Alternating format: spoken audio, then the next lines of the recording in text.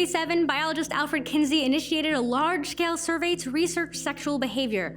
His research revealed information that was relatively surprising at the time. For example, results indicated that, like men, many women were interested in sex and were sexually experienced. That people engaged in a wide variety of sexual practices both inside and outside of committed relationships. And that homosexual behaviors were relatively common. Even though his work has been widely and rightly criticized for things like sampling and statistical errors, his work is nonetheless important as it paved the way for future research on human sexual behavior and human sexuality. For example, in the 1960s, Masters and Johnson created a stir by publishing about their research on the human sexual response cycle, which they described as a 4-part model of physiological responses to sexual stimulation, which applied to both men and women.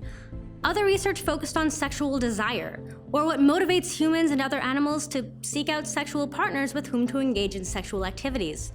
This research showed that an individual's sexual desires and behaviors are shaped by many factors, including biological factors like hormone levels and age, as well as social factors like social norms and cultural expectations. But some of the most important work being done in this field relates to the language that we use to talk about it.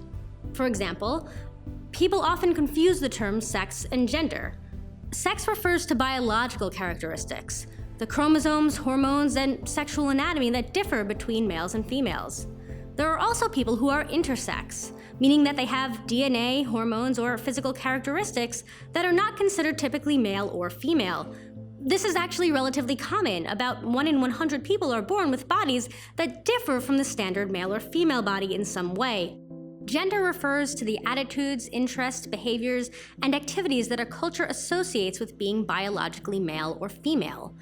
This can include gender roles or cultural expectations about how men and women should think, feel, and act. These can also include gender role stereotypes, which can put unwanted limitations on a person's self-expression. Behaviors that are compatible with cultural expectations are referred to as gender normative, while behaviors that are incompatible with cultural expectations are considered gender non-conforming. This relates to the separate but related component of gender identity, the sense of oneself as male, female, or being elsewhere on the gender spectrum. People use the term transgender to refer to having a gender identity that does not match the one they were assigned at birth.